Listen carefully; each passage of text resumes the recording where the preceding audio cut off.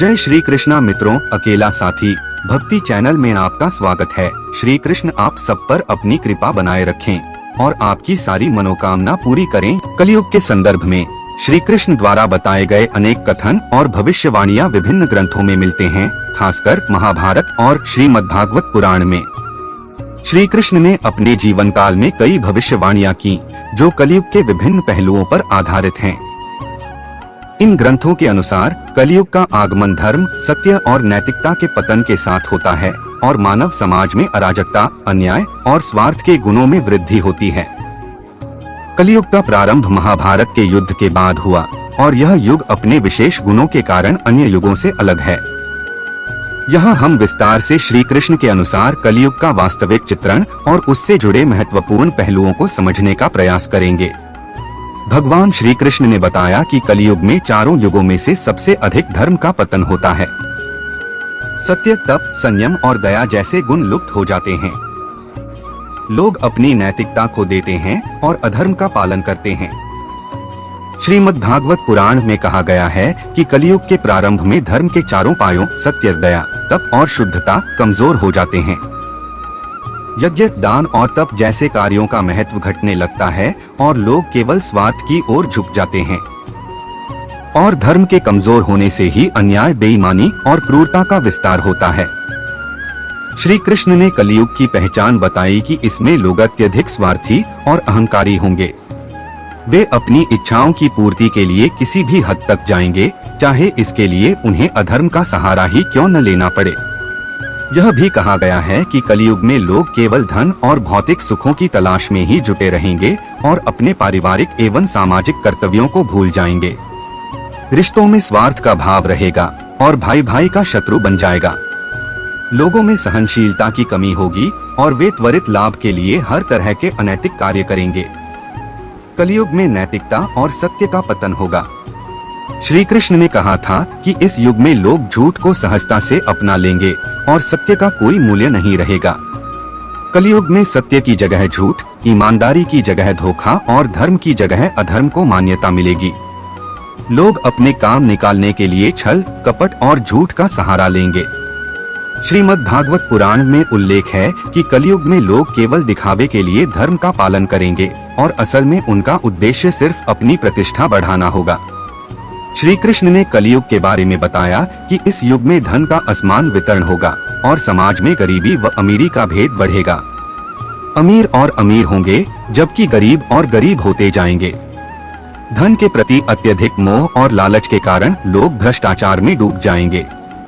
धर्म, ईमानदारी और न्याय का महत्व घटेगा और लोग केवल धन के पीछे भागेंगे।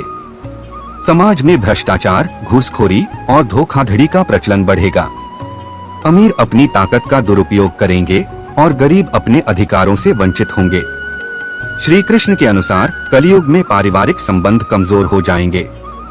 माता पिता और संतान के बीच का प्रेम, भाई बहनों के बीच का बंधन और पति पत्नी का विश्वास कमजोर होगा।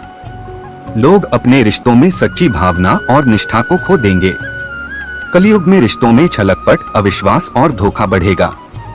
श्री कृष्ण ने यह भी कहा था कि लोग एक दूसरे का सहारा बनने के बजाय अपना स्वार्थ साधने में लगे रहेंगे, जिससे पर्यावरण असंतुलित हो जाएगा। जल, वायु और पृथ्वी प्रदूषित हो जाएंगे और लोग विभिन्न बीमारियों से ग्रस्त होंगे। श्री कृष्ण ने बताया कि इस युग में स्वास्थ्य और शारीरिक शक्ति भी कम होती जाएगी। अनियमित जीवन शैली और अस्वास्थ्यकर आहार से लोग कम उम्र में ही बीमारियों का शिकार हो जाएंगे। श्री कृष्ण ने कलयुग में धर्म के नाम पर पाखंड का विस्तार होने की बात कही थी। लोग धर्म को केवल दिखावे के लिए अपनाएंगे और धर्म का असली मर्म भूल जाएंगे। कलयुग में कुछ लोग स्वयं को धार्मिक गुरु या संत के रूप में प्रस्तुत करेंगे, लेकिन उनका उद्देश्य केवल अपने स्वार्थ की पूर्ति होगा। वे लोगों को धर्म, कलयुग में प्राकृतिक संसाधनों का अत्यधिक दोहन होगा के नाम पर भ्रमित करेंगे और धन तथा प्रतिष्ठा अर्जित करेंगे। श्री कृष्ण ने कलयुग में उत्पन्न होने वाले कष्टों से उबरने के लिए भी मार्गदर्शन दिया है। उन्होंने कहा कि इस युग में भक्ति और प्रेम के माध्यम से परमात्मा को प्राप्त करना सबसे सरल उपाय होगा। उन्होंने मानव जाति को सलाह दी कि इस युग में ईश्वर का नाम जपना और उनकी कृपा प्राप्त करना ही सच्चे मोक्ष का मार्ग है। श्रीमद् भागवत गीता में उन्होंने कहा है कि जो व्यक्ति सच्चे मन से भक्ति करेगा वह कलयुग के बंधनों से मुक्त हो सकेगा। कलयुग में सांस्कृतिक और परंपरागत मूल्यों का ह्रास होगा। लोग अपनी सांस्कृतिक पहचान और पारंपरिक मूल्यों को छोड़ देंगे और पाश्चात्य संस्कृति की ओर झुकेंगे। अपनी पहचान और धर्म की महत्ता को भुलाकर लोग विदेशी संस्कृति का अंधानुकरण करेंगे, जिससे उनकी संस्कृति धीरे धीरे विलुप्त होती जाएगी। श्री कृष्ण ने यह भी कहा कि कलयुग में महान संत और भक्त भी जन्म लेंगे, जो समाज को सही मार्गदर्शन देंगे। ये संत लोगों को सच्चे धर्म की ओर ले जाएंगे और उन्हें ईश्वर की भक्ति का मार्ग दिखाएंगे।